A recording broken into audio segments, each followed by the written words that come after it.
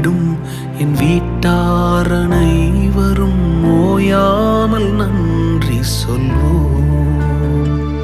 ஒரு கரு போல காத்தீரே நன்றி, என்னை சிதையாமல் சுமந்தீரே நன்றி.